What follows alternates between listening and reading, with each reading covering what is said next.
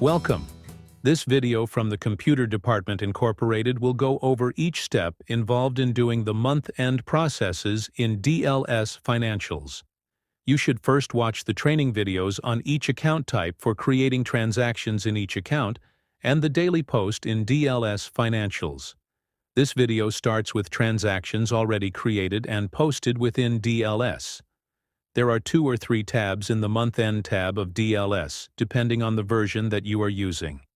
DLS Plus will have the Invest Valuation tab, and all versions will have the month-end close and reverse close tabs for deposits and loans.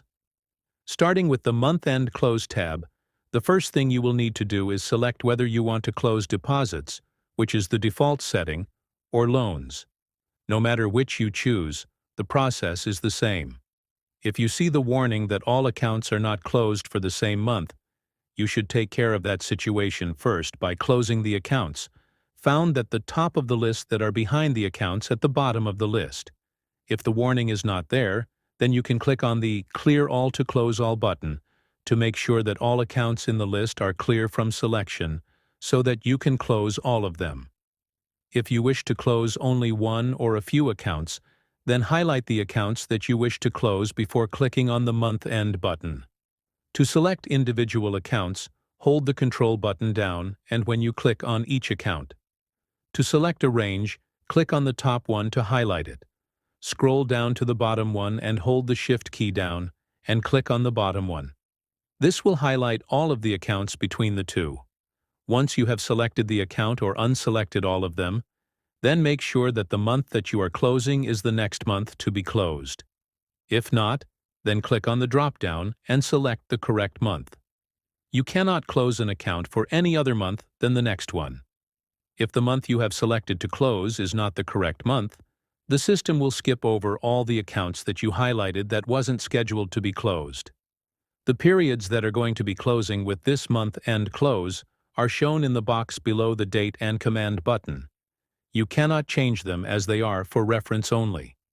To the left, you will find 3 options for deposits and 1 for loans. These options tell the process what you want to happen after the close process.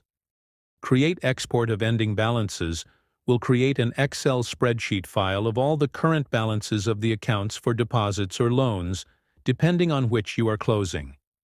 The interest distribution letters for deposits have 2 possible options. Only one can be turned on if you want the letters. Print will automatically preview the letters for you to print, while the Print Email option will automatically email the information from the letter to accounts that have active email addresses, or print the letter from DLS if they don't. The bottom of the form may have the Open Variable Rate table for deposit accounts if any accounts are set to have rates changed based on the period close value. Click this to confirm that the chart of rates is correct before running the month-end. Once you have everything set, then click on the month-end command button to start the process. The button may say Interfaced if you are using an accounting interface with the system. If your system is configured to use an accounting interface but your workstation is not, you will get a warning message of this situation, where you can cancel the process and fix the situation, or continue the process without having it create the accounting interface files. Other messages you might get while running the close is that an account was already closed for the month you selected, or didn't have the month before the current month end done. Either case, it will ask if you want to continue closing the others or cancel the entire process, which will leave the accounts already closed completed. At the end of the process, if you are using an accounting interface, you will be reminded to import the files into the accounting system before running another month-end for this account type. You can run the other account type month-end and then import the deposit and loan accounting interface files together. Reverse Close tab is a little simpler, as there are no extra options or interface files to deal with. Here you will just select the accounts that you want to reverse, if only doing a few, or clear all selections to reverse all of them. There is one new button located next to the account types that allows you to change the sort order in order to help you find accounts faster by changing the sort from location name to account.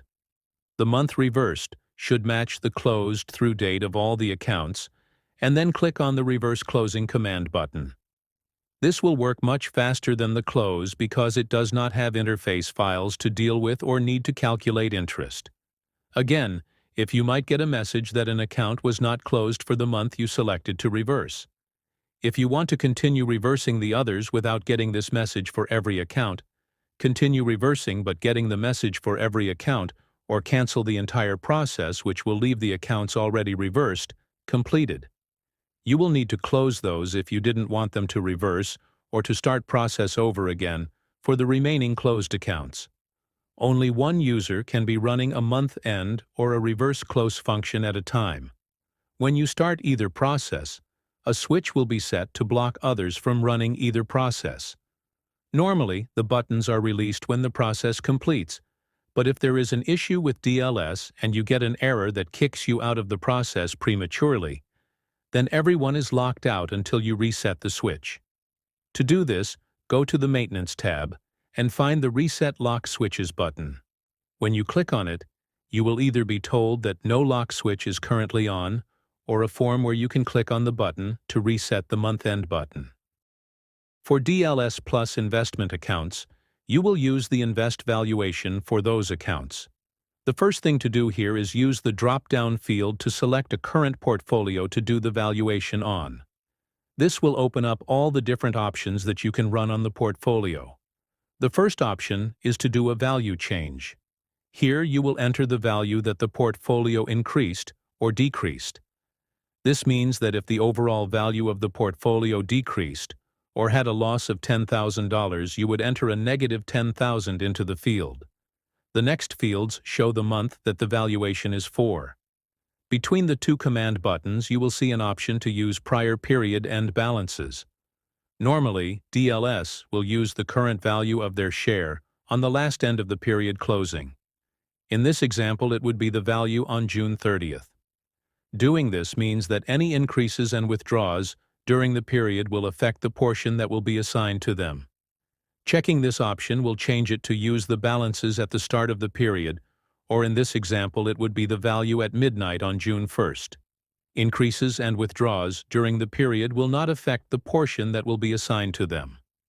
Once you have everything set, you will click on the Disburse command button.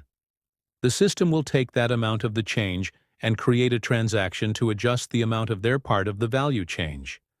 Due to rounding of each portion, then actual total amount of value change may be off by a penny or two from what you entered in reports. The current value option requires that you enter the current value of the entire portfolio into the field as a positive number. Using the ending balance from the last value change, DLS will compute the actual value change. Once you have everything set, you will click on the Disburse command button. The system will take that amount of the change and create a transaction to adjust the amount of their part of the value change. Fee disbursement runs similar to the value change function. You should run this function after the valuation for the period has been done. Enter the total fees that were charged for the portfolio. The payment date is locked to the first of the month after the last valuation. Once you have everything set, you will click on the Disburse command button. The system will take that amount and compute their portion of the portfolio and create a transaction to withdraw the amount of their part of the fee. Dividend disbursement runs similar to the fee disbursement function. You should run this function after the valuation for the period has been done. Enter the total amount of dividends that were received for the portfolio. The payment date is locked to the first of the month after the last valuation. Once you have everything set, you will click on the Disburse command button. The system will take that amount and compute their portion of the portfolio and create a transaction to invest the amount of their part of the dividend. The Reverse command button is there for you to reverse the last valuation that you entered into the system. We advise that when you complete a valuation, that you do reports and confirm that you got the values that you were expecting from the value change and current value functions. If there is an issue, then click on the Reverse button while on the process that you want to reverse. You will get a warning message to confirm your request. Once you are happy with the valuation, then process the fees and dividends for the portfolio. Do reports again to confirm that you got the values that you expected from those processes. If you didn't get what you expected and need to reverse the fees or dividend disbursements, then be on the correct process type and click on the Reverse button. If no fees or dividends were done for this valuation, then you will not be able to reverse an older process unless you reverse the valuations done after the fee and dividend process that you want to reverse. Thank you for watching. If you need to get more detailed training, feel that this video needs to be more detailed or is missing information in any area, or you still have questions about month-end functions in DLS Financials, please contact DLS Support at 217-697-0105 extension 5 or email support@dlsfinancials.com.